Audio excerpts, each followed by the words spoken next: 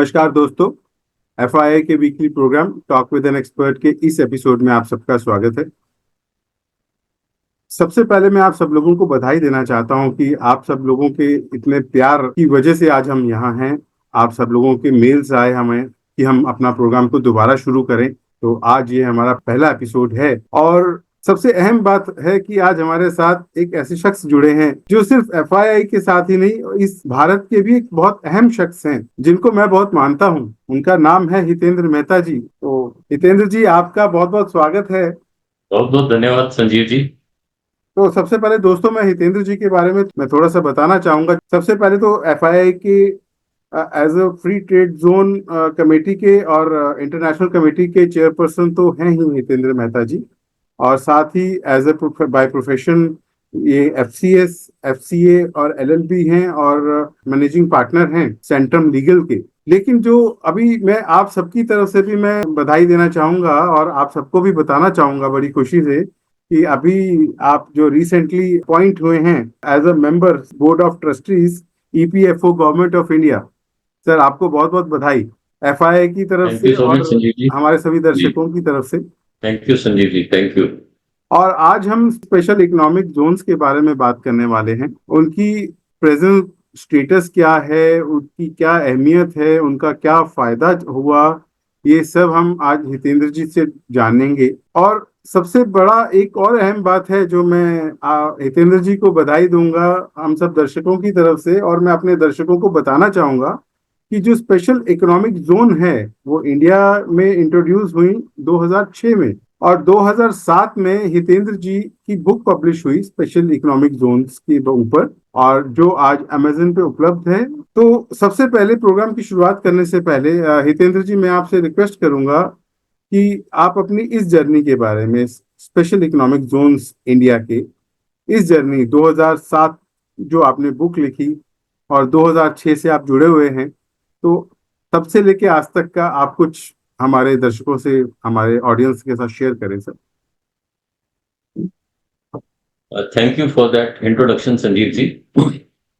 In fact special economic zone जब introduce हुआ 2005 में, इस पे चर्चा शुरू हुई देश में। फिर सरकार ने एक कंसल्टेटिव प्रोसेस अडॉप्ट किया, सारे स्टेक होल्डर से डिस्कशन किया कि इंडिया से जो एक्सपोर्ट को प्रमोट करने के लिए कोई ऐसी स्कीम लाई जाए कि जिसमें अंतर्राष्ट्रीय निवेशकों का भी कॉन्फिडेंस हो और देश के जो निवेशक हैं उनका भी कॉन्फिडेंस हो, और उनको एक सिंगल विंडो मैकेनिज्म दिया जाए कि जिससे उनको बहुत सारे रेगुलेटर से डील ना करना पड़े, साथ ही साथ उनको इनकम टैक्स के बेनिफिट्स दिए जाएं, साथ ही साथ दूसरे फिस्कल इंसेंटिव दिए जाएं, जिससे कि एक एक्सपोर्ट को प्रमोट करने के लिए कंड्यूसिव एनवायरनमेंट क्रिएट हो। और वो हम देख भी रहे थे कि जो नेबरिंग कंट्रीज में इस तरह के जोन्स बने हुए थे और बहुत अच्छा परफॉर्म कर रहे थे उस समय में, खासतौर से चाइना में, खासतौर से यूएई में भी उस समय ये special economic zone, free trade zones की कंसेप्ट शुरू हो चुकी थी।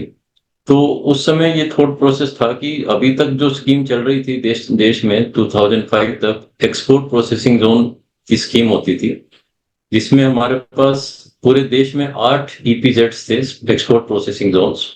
और 8 ईपीजेड्स जो थे वो सारे के सारे central government owned and operated EPZs थे कि सेंट्रल गवर्नमेंट का ही उनके ऊपर पूरा कंट्रोल रहता था, पूरा गवर्नेंस सेंट्रल गवर्नमेंट का था। तो उन 8 ईपीजेड्स की कंबाइंड जो एक्सपोर्ट टर्नओवर थी, अगर मैं सन 2000 की बात करूं, क्योंकि 2000 से ही इस पे चर्चा शुरू हुई थी एससीजेड पे, उस समय एग्जिम पॉलिसी होती थी, तो एग्जिम पॉलिसी में एक पैराग्राफ ऐड हुआ था कि भी स्पेशल इकोनॉमिक जोन्स के कंसेप्ट को इंट्रोड्यूस किया गया था 2000 में। बट ये एक्ट बनते बनते 2006 में ये हम कंप्लीट कर पाए इस प्रोसेस को। लेकिन 2000 में जब ये चर्चा शुरू हुई थी तो ईपीजेड्स का टोटल एक्सपोर्ट टर्नओवर पूरे देश का 8,000 करोड़ रुपए के करीब था। और सन 2005-6 में आते आते जब हम एससीजेड एक्ट पास हुआ 2005 में, और 2006 में एससीजेड रूल्स बने, एक्चुअली 10 फरवरी 2006 जो डेट है जिस दिन रूल्स नोटिफाई हुए, तो वही डेट है कि जब से special economic zone co operative किया गया, एनफोर्स किया गया एक्ट को, एससीजेड एक्ट को। तो उस समय तक पूरे जो ईपीजेड्स थे 2005-6 तक, उनकी टोटल एक्सपोर्ट टर्नओवर थी 22,840 करोड़ रुपए। तो 22,840 करोड़, जो कि 8 ईपीजेड्स थे। और जब ये स्पेशल इकोनॉमिक जोन्स की स्कीम इंट्रोड्यूस हुई, तो इसमें न कि उन ईपीजेड्स को एसईजेड का स्टेटस दिया गया जो ऑपरेट कर रहे थे, उसके अलावा पब्लिक प्राइवेट पार्टनरशिप को प्रमोट किया गया, प्राइवेट एंटरप्रेन्योर्स को प्रमोट किया गया कि आप अपना खुद का स्पेशल इकोनॉमिक जोन लगाइए और आपको ये सरकार सारे इंसेंटिव्स प्रोवाइड करेगी, फिजिकल इंसेंटिव्स भी, सिंगल विंडो मैकेनिज्म के इंसेंटिव्स भी, कि आप देश के एक्सपोर्ट को बढ़ाने में इस स्कीम को इस ज्वाइन कीजिए और इसमें आप एससीजेड लगाइए, उसके अंदर यूनिट्स लाइए। अब मैं आपको अगर उस समय की सिचुएशन बता दूं कि 22,840 करोड़ 2005-6 के जो एक्सपोर्ट थे, और आज हम 2023-24 में आ गए, मेरे पास 31 दिसंबर 2023 तक का डेटा अवेलेबल है। तो 31 दिसंबर 2023 का अगर मैं डेटा आपसे शेयर करूं, या मैं पहले आपसे फाइनेंशियल ईयर 22-23 का डेटा बता देता हूं कि 22-23 में 12,63,578 करोड़ रुपए की हमारी टर्नओवर रही है, एक्सपोर्ट टर्नओवर। कहाँ हम 22,000 करोड़ की बात कर रहे थे, अब हम 12,63,568 करोड़, जो कि पूरे फिजिकल ईयर 22-23 में रहा है। और यही जो ग्रोथ है, इस अभी जो 23-24 में है, 9 मंथ्स का डेटा है मेरे पास अवेलेबल, तो 10 लाख करोड़ रुपए का एक्सपोर्ट अभी तक हो चुका है, जो कि 120 बिलियन डॉलर का एक्सपोर्ट है इन यूएस डॉलर टर्म्स, जो कि 7% की ग्रोथ है year after year compare to 22-23। तो हम 22,000 करोड़ से, और करीब अब जब हम पहुंच रहे हैं कि 12.5 लाख 13 लाख करोड़ की टर्नओवर पे पहुंच रहे हैं, तो आप देख सकते हैं कि जो ग्रोथ हुई है एक्सपोर्ट्स में, वो मैसिव ग्रोथ हुई है, ये very impressive growth, multifold growth हुई है। और जब मैंने बताया कि 2005 में 8 ही ईपीजेड्स थे, और आज की डेट में जो सिचुएशन है कि आज देश में टोटल 424 फॉर्मल अप्रूवल्स हुई हैं एसईजेड की। 424 में से इन प्रिंसिपल अप्रूवल्स 35 हैं जो कि अभी इंप्लीमेंट नहीं हो पाए, जिनको सिर्फ इन प्रिंसिपल अप्रूवल मिली हुई है। लेकिन नोटिफाइड स्पेशल इकोनॉमिक जोन्स हैं जो, वो 376 हैं, 376। और इन 376 में से 278 स्पेशल इकोनॉमिक जोन्स जो हैं वो ऑपरेशनल है, फंक्शनल है पूरी तरह से। तो इन 278 जोन्स में करीब 5,700 यूनिट्स ऑपरेट कर रही हैं, जो कि ये मैंने आपको डेटा दिया कि 12,63,000 करोड़ जो फाइनेंशियल ईयर 22-23 का डेटा था एक्सपोर्ट का, तो ये ऑलमोस्ट इंडिया के टोटल एक्सपोर्ट का 20-21% के करीब इंडिया का ये कंट्रीब्यूट कर रहे हैं एक्सपोर्ट का। ये सिर्फ 278 एससीजेड्स और 5,700 यूनिट्स। तो ये एससीजेड की जर्नी रही है 2006 से लेके और अब तक की। नॉट ओनली दिस, एससीजेड में अगर आप बात करेंगे, इन्वेस्टमेंट इनॉर्मस ग्रोथ हुई है, man power employment enormous growth हुई है।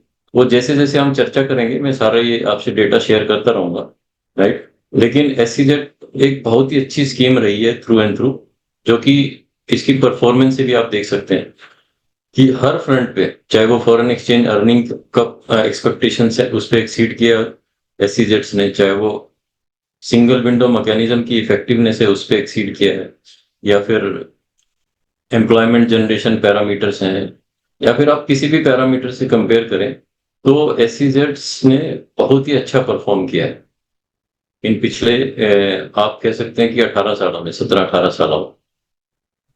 जी, थैंक यू मेहता साहब। आपने एक जर्नी के बारे में बताया, तो हम अपने दर्शकों के साथ प्रोग्राम की शुरुआत करते हुए, जो क्वेश्चन आंसर्स हैं उनकी शुरुआत करते हुए, हम थोड़ा सा और आपसे ब्रीफ चाहेंगे इस बारे में। तो सबसे पहला जो क्वेश्चन है वो ये है कि what is the present status of special economic zones in India, कि अभी प्रेजेंट स्टेटस क्या है, और साथ ही में कितने, हाउ मेनी एसईजेड्स आर अप्रूव्ड, और उसमें कितने यूनिट्स अभी प्रॉपर फंक्शनिंग कर रहे हैं। संजीव जी सुन पा रहे जी हैं? जहां तक स्टेटस की बात है, मैंने अभी आपसे जब डेटा शेयर किया तो उसमें कुछ आपके क्वेश्चन मैंने आंसर भी किए जी कि अभी हम सिर्फ ऑपरेशनल एससीजेड्स की बात करेंगे, हालांकि अप्रूव एससीजेड ज्यादा हैं। जैसे मैंने बताया कि टोटल 424 एससीजेड्स की अप्रूवल हो चुकी है, लेकिन 424 में से 376 376 are notified SEZs. When I say notified SEZs means these SEZs, they have acquired land. They have got no objection certificate from the respective state governments and the central government, and there is no encumbrance on this land particularly. So this is a free land, free from all encumbrances, and then this has been notified in the official Gazette of India as special economic zone. So once this is notified, so then you can start all the activities of special economic zones. You can start developing SEZs. So out of this 376 notified special economic zones, 278 are still functional. जो मैंने आपको data दिया 278 SEZs का दिया है, आप ये आप देख सकते हैं कि करीब 100 SEZs हैं जो नोटिफाइड हैं लेकिन ऑपरेशनल नहीं हुए हैं, राइट। तो इन ए वे कि टोटल नोटिफाइड में से 75% SEZs ऑपरेशनल हुए हैं। अगर जो नोटिफाई हो चुके हैं वही ऑपरेशनल हो जाते हैं तो हम 25% का और जंप बड़ा इजीली देख सकते हैं, बिना किसी वेटेड एवरेज को अप्लाई किए। सिंपल एवरेज, हम सिंपल कैलकुलेशन करते हुए, तो जो आज हम करीब 12.5 लाख की बात करें, 12.5 लाख करोड़ एक्सपोर्ट टर्नओवर की, तो हम सीधे सीधे 16 लाख करोड़ एक्सपोर्ट टर्नओवर को अचीव कर सकते हैं अगर इन स्पेशल इकोनॉमिक जोन्स को, जो कि नोटिफाई हो चुके हैं, इनको ऑपरेशनल ही कर दिया जाए। क्योंकि इसमें सारी अब बाधाएं जो लैंड एक्विजिशन की जो मेन होती है वो खत्म हो चुकी है, अप्रूवल्स मिल चुकी हैं, ठीक। इनको सिर्फ ऑपरेशनल होना होना रहता है। तो therefore, if these remaining SEZs are made operational by little efforts from the government, so then government can expect at least 25% jump in export revenues from these SEZs, right? जहां तक आपका सवाल है कि SEZ में यूनिट्स कितनी है, तो प्रिसाइज नंबर जो मेरे पास दिसंबर 23 का है, तो 5,713 unit, 5,713 units are operational in these special economic zones, and they are doing exports from these SEZs, and they are supplying to domestic tariff area also. So it is not that they cannot sell in domestic tariff area, so they can sell in DTA also. At the same time, they can export also. So only obligation which they are to fulfill is that they have to be net foreign exchange earner in a block of 5 years, because this approval is granted for a 5 years term, so which can be further extended for 2 more terms. So 5 plus 5 plus 5. In all, it can be extended up to 15 years. So this is the status of the units and functional SEZs. And I can also tell you that these entire SEZs, notified SEZs, 375. So the total area which is available in these SEZs, this is 45,000 hectares.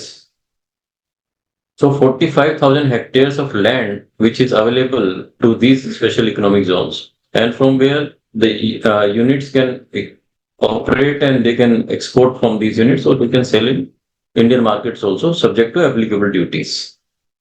जी जितेंद्र जी, जी जैसे आपने बताया, तो सबसे अहम है हमारे लिए India का MSME।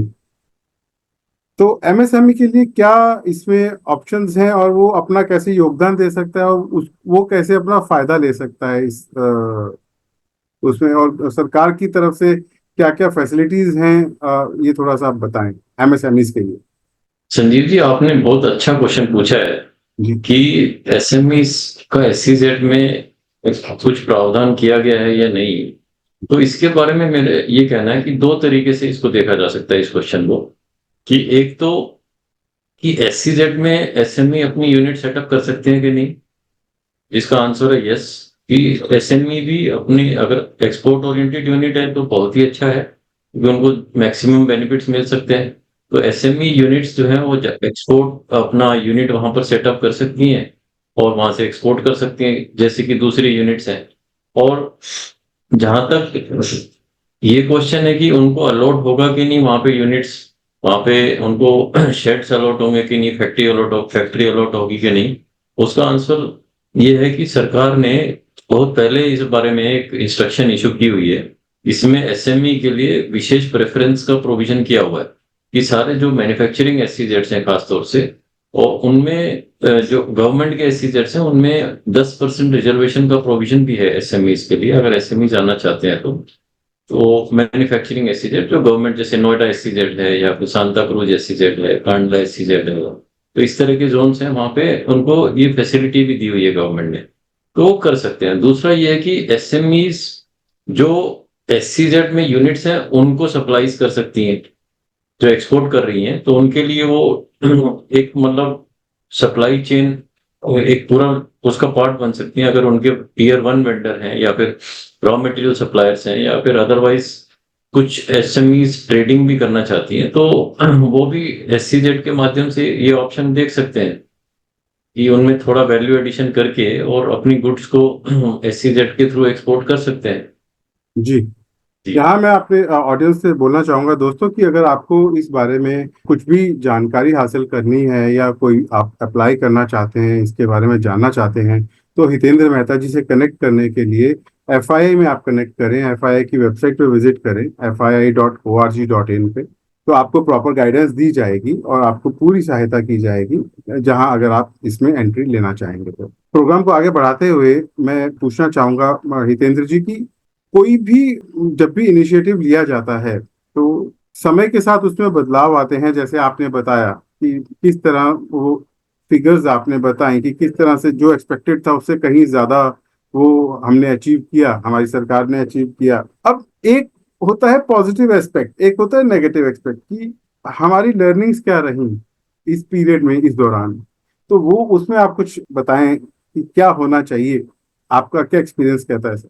संजीव जी, इस इशू पे मैं आपसे शेयर करना चाहूंगा कि अब जैसे कि 23-24 साल हो चुके हैं इस स्कीम को आए हुए, स्पेशल जी इकोनॉमिक जोन को, जी और जो कि एक अच्छा खासा एक समय अवधि है, लंबा लॉन्ग पीरियड है। 23-24 साल कोई छोटा समय अवधि नहीं है। जी तो ऐसा नहीं कि सरकार ने इस बारे में सोचा नहीं या फिर इंडस्ट्री की तरफ से इस बारे में कोई रिप्रेजेंटेशन नहीं गया, तो समय समय पर चेंजेस भी होते रहे हैं स्कीम में, समय समय पर रिप्रेजेंटेशन भी इंडस्ट्री के द्वारा किए गए हैं। मैं आपको जैसे बताऊं कि जो सबसे पहले एक जो शुरू हुआ था 2010-11 में, एक थॉट प्रोसेस आया सरकार में कि भी स्पेशल इकोनॉमिक जोन्स को इनकम टैक्स का बेनिफिट दिया जा रहा है, राइट? तो क्या ये जरूरी है इसको कंटिन्यू करना? कि जैसे आप एससीजेड में यूनिट लगाते थे तो पहले 5 साल तक आपका इनकम टैक्स 100% एग्जेम्पशन होता था, राइट? और आपको साथ ही साथ डिविडेंड डिस्ट्रीब्यूशन टैक्स भी एग्जेम्प्ट था, या मिनिमम ऑल्टरनेट टैक्स मैट भी एग्जेम्प्ट था।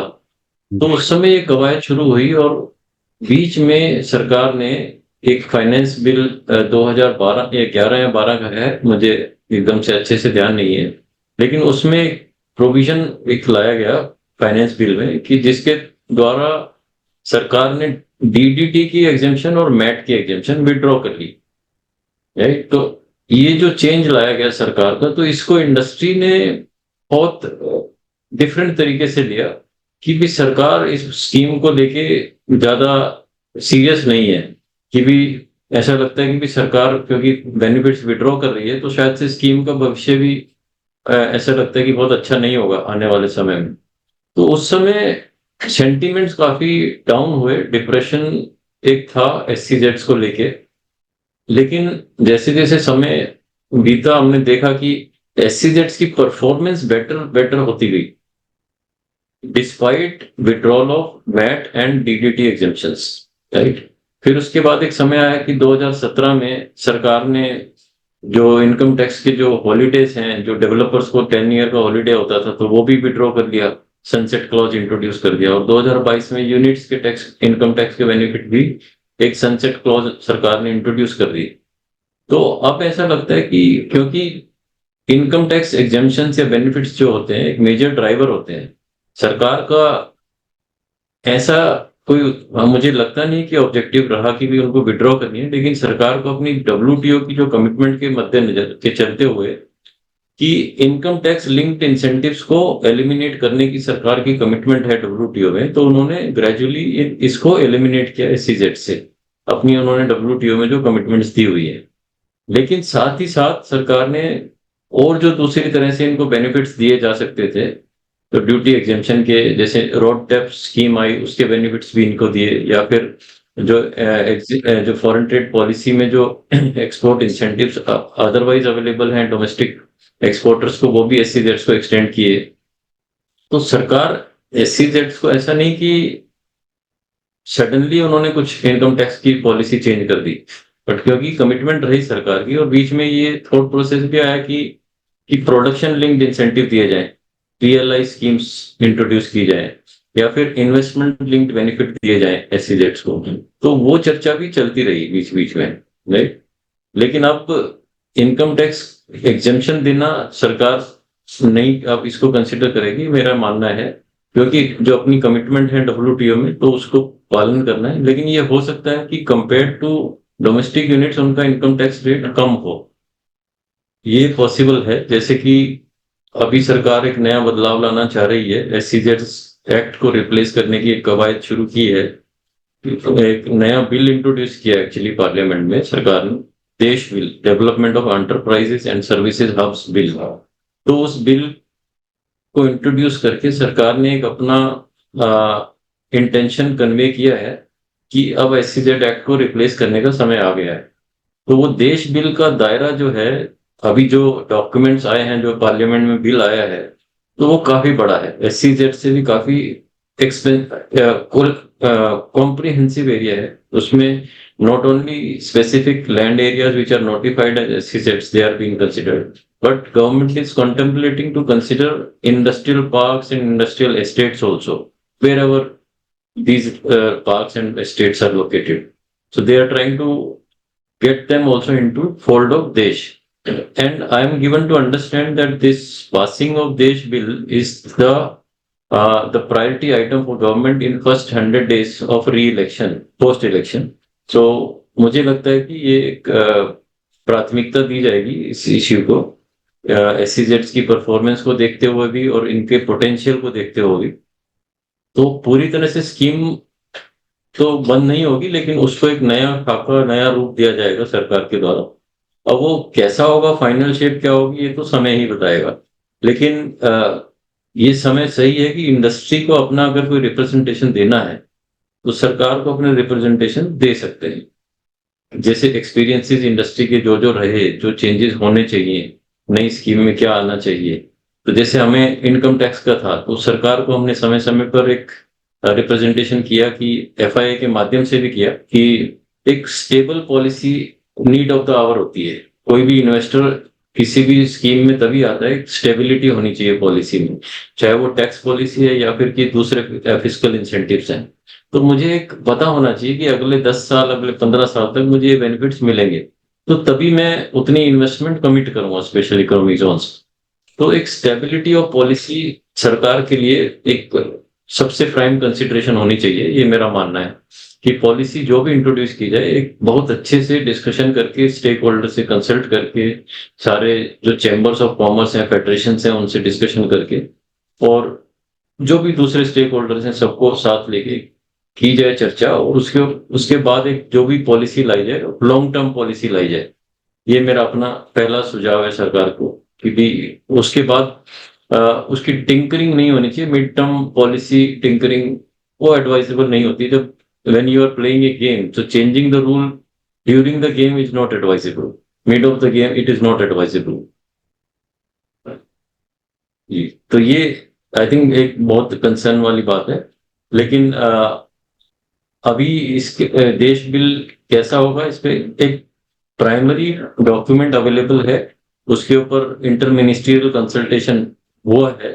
तो अब लगता है कि जो जब नया पार्लियामेंट का गठन होगा चुनावों के बाद, तो उसमें ये बिल लाया जाएगा। तो उस समय अगर चर्चा के लिए इंडस्ट्री के पास आया, तो उस समय मेरा सुझाव ये रहेगा कि फेडरेशन ऑफ इंडियन इंडस्ट्री भी अपने रिप्रेजेंटेशन सरकार को दे सकती है जी। तो मेहता साहब, मैं क्योंकि सवाल तो बहुत हैं हमारे दर्शकों की तरफ से, लेकिन समय को देखते हुए हमें प्रोग्राम को भी, हमें समय को कंसीडर करना है। तो आपका भी बहुत कीमती समय है जो आज आपने हमें दिया। तो बस एक छोटा सा एक समराइज इसको कर दें कि आप कैसे इसको कंक्लूड करने के लिए आप इसको समराइज कर दें कि इसका फ्यूचर पर आउटलुक क्या रहेगा, आपका क्या एडवाइस है अभी तक का जो एक्सपीरियंस रहा।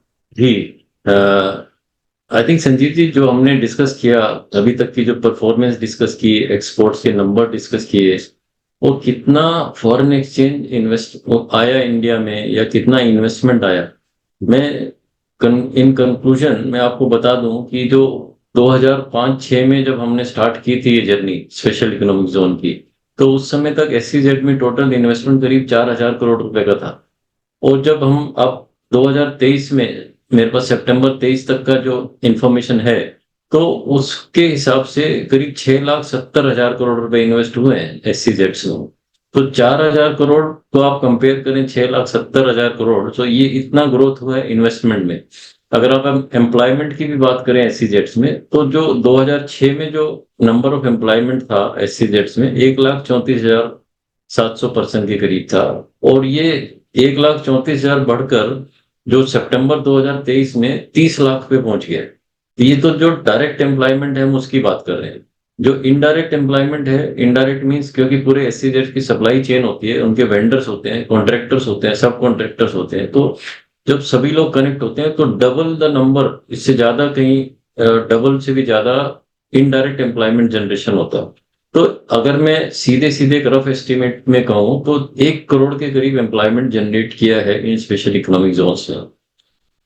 अब फ्यूचर आउटलुक कैसा होगा या कैसा होना चाहिए, मुझे लगता है कि इस तरह की स्कीम्स, ये ऐसा नहीं कि सिर्फ भारत में ही है, ये देश के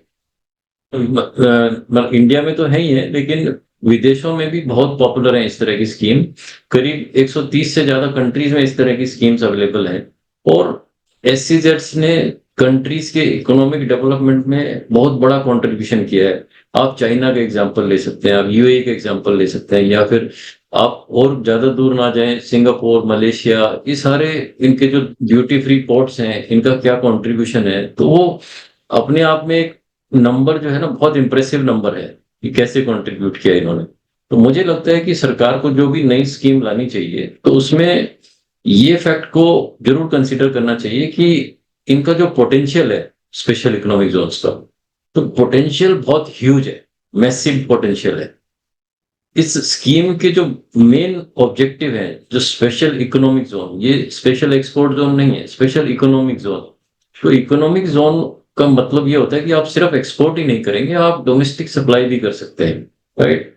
तो स्पेशल इकोनॉमिक जोन में एक्सपोर्ट आपका थ्रस्ट एरिया है, प्लस आपके पास अगर सरप्लस कैपेसिटीज हैं तो आप डोमेस्टिक में भी सप्लाई कर सकते हो। तो सरकार को बड़ा केयरफुली ये रूल्स फ्रेम करने चाहिए। सरकार चाहे तो मैन्युफैक्चरिंग सेक्टर के लिए अलग पॉलिसी बना सकती है और सर्विस सेक्टर के लिए अलग पॉलिसी बना सकती है, जो कि देश बिल में उन्होंने कॉन्टेम्पलेट भी किया है, राइट।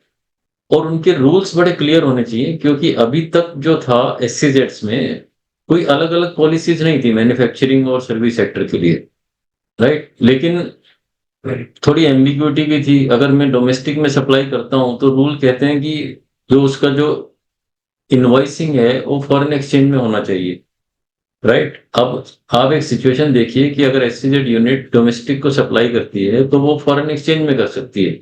तो जो डोमेस्टिक बायर है तो उसके लिए फॉरेन एक्सचेंज में पेमेंट करना पड़ेगा उनको।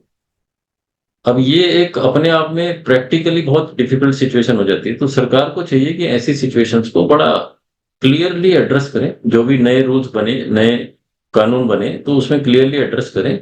स्कीम का पोटेंशियल हम सबने देखा है पिछले 23-24 सालों में, पोटेंशियल ह्यूज है, इनॉर्मस है, और इसको मल्टीप्लाई किया जा सकता है, लेकिन एक केयरफुल कंसिडरेशन के बाद, स्टेक होल्डर्स डिस्कशन के बाद, और फिर एक स्टेबल पॉलिसी लाने की एक जरूरत है, जो मैंने शुरू में भी कहा। तो फ्यूचर मुझे लगता है बहुत ब्राइट है स्पेशल इकोनॉमिक जोन्स का इंडिया के कॉन्टेक्स्ट में। जितना बड़ा देश है हमारा, जितना हमारा लैंड एरिया है, या जितने हमारे मैन पावर अवेलेबिलिटी है, स्किल्ड मैन पावर अवेलेबिलिटी है, रॉ मटेरियल अवेलेबिलिटी है, तो कंसिडरिंग ऑल दीज एडवांटेजेस, मुझे नहीं लगता है कि एससीजेड्स वर्ल्ड के मैन्युफैक्चरिंग हब्स क्यों नहीं बनने चाहिए, या फिर वर्ल्ड के सर्विस प्रोवाइडर हब्स क्यों नहीं बनने चाहिए। तो मेरा मानना है कि India can be one of the top most contributors from these special economic zones to the entire world, not only to India, but to the entire world. So on this note, I'd like to conclude, and I see a very bright future for these special economic zones. Thank you Mehta साहब। आज का programme को समाप्त करने से पहले, close करने से पहले, मैं एक आखिरी क्वेश्चन पूछूंगा। हमारे दर्शकों को आप ये बताएं कि being a chairperson of free trade zone committee and international committee, हमारे जो एमएसएमईज हैं उनको हम किस तरह से एफआईआई के मंच से सपोर्ट करते हैं, और उनको आपसे वो जो हमारे कौन कौन से दर्शक किस किस पर्पस में, या उनकी कोई भी अगर प्रॉब्लम होती है या कोई एंट्री उसमें कुछ बेनिफिट लेना चाहता है या कुछ जानकारी लेना चाहता है, कुछ एजुकेट करना चाहता है, तो वो आपसे किस किस उसमें वो कनेक्ट कर सकते हैं एफआईआई के मंच पे? जी, आई थिंक ये जो क्वेश्चन है आपका, ये एक मुझे दूसरा हेड पहनना पड़ेगा। तो अभी जी तक एज ए गेस्ट स्पीकर आपके साथ में जुड़ा हुआ था, जी तो अब as a FII committee chairperson और कोर लीडरशिप टीम मेंबर, मैं इतना ही कहना चाहूंगा कि किसी भी चैम्बर, किसी भी फेडरेशन ऑफ इंडस्ट्री का जो सबसे बड़ा काम होता है कि इंडस्ट्री की वॉइस को रेज करना, इंडस्ट्री की वॉइस को सरकार तक पहुंचाना, और जो पॉलिसीज में जो बदलाव इंडस्ट्री चाहती है, तो वो बदलाव लाने के लिए कोशिश करना, सतत प्रयास करना। तो इस कॉन्टेक्स्ट में अगर मैं आपसे शेयर करना चाहूँ अपना एक्सपीरियंस, तो मुझे लगता है कि एफआईआई ने काफी अच्छा काम किया है, और काफी ऐसे ओकेशंस रहे हैं जहां सरकार को एफआईआई कन्विंस करने में कामयाब रही है, और अपने पॉलिसी में जो बदलाव करने की जो उनकी रिप्रेजेंटेशंस रही हैं उनको करवाने में सफल भी रही है। तो सबसे बड़ा काम जो एफआईआई कर रही है, जो एमएसएमई की वॉइस बन के, एमएसएमई के लिए चाहे वो क्रेडिट लिमिट्स सैंक्शन करवानी हो, चाहे वो कोविड के दौरान उनके फाइनेंस की जितनी भी डिफिकल्टीज आ रही थी तो सरकार से पॉलिसी के माध्यम में उनको एड्रेस करवाना हो, या फिर टैक्स जो फाइनेंस बिल में जो प्रोविजंस आते हैं तो उसमें रिप्रेजेंटेशन करना रहा हो, तो एसएमईज के लिए एफआईआई हमेशा ही फोर फ्रंट पर रही है। जहां तक माइक्रो इश्यूज हैं, तो माइक्रो इश्यूज के लिए एफआईआई सेक्रेटरीट को संपर्क कर सकते हैं, जो भी एसएमईज हैं या फिर दूसरे मेंबर्स हैं, सो सेक्रेटरीट को कंसल्ट कर सकते हैं। तो सेक्रेटरीट उस इश्यू को एग्जामिन करता है, और उसके बाद उसके जो कॉम्प्लेक्सिटी को देखते हुए, क्या ये जनरल नेचर का इशू है या फिर स्पेसिफिक एक इंडस्ट्री फेस कर रही है, तो उस हिसाब से आगे उसको टेकअप करता है, चाहे वो रेगुलेटर्स हो, चाहे वो सरकार हो, या कोई भी एजेंसी हो जिसके पास उनको ले जाना है। तो मुझे लगता है कि एक ये अच्छा प्लेटफॉर्म अवेलेबल है एसएमईज के लिए भी और एफआईआई के दूसरे मेंबर्स के लिए भी, जिसको वो यूज कर सकते हैं अपने बिजनेस को और स्मूथ बनाने के लिए, ऑपरेशंस को और आगे बढ़ाने के लिए। एफआईआई का मोटो भी आप शायद जानते हो, creating opportunities and building nation. तो ये एफआईआई का एक उद्देश्य रहा है। तो अपॉर्चुनिटी भी क्रिएट करना चाहते हैं, एक इंडिया के बारे में पॉजिटिव सेंटिमेंट्स क्रिएट करना चाहते हैं, इंडिया के बारे में पॉजिटिव न्यूज स्प्रेड करना चाहते हैं वर्ल्ड ओवर, और बिल्डिंग नेशन में कंट्रीब्यूट करना चाहते हैं। ये एफआईआई का मुख्य उद्देश्य रहा है। जी, धन्यवाद मेहता साहब। आज का हम प्रोग्राम यही वाइंड अप करेंगे। जाने से पहले मैं अपने दर्शकों को बताना चाहूंगा कि आज मेहता साहब के साथ हमारी जो स्पेशल इकोनॉमिक जोन्स पर चर्चा रही, और उसके बाद उन्होंने बीइंग एफआईआई के चेयरपर्सन उन्होंने एक गाइडेंस दी कि फ्री ट्रेड जोन और इंटरनेशनल कमेटी के अंडर हम क्या क्या सपोर्ट कर सकते हैं एमएसएमईज को।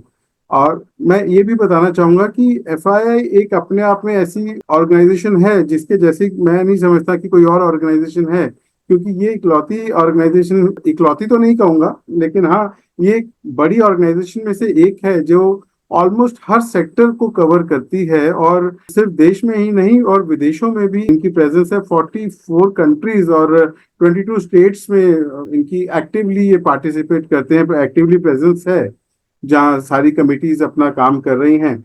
और इस बात इंटरनेशनल के तो कमेटी के चेयरपर्सन हमारे साथ बैठे हैं। तो इसी के साथ ही मैं आज का मैं इजाजत चाहूंगा। मेहता साहब, आज के लिए बहुत बहुत शुक्रिया। बहुत बहुत धन्यवाद।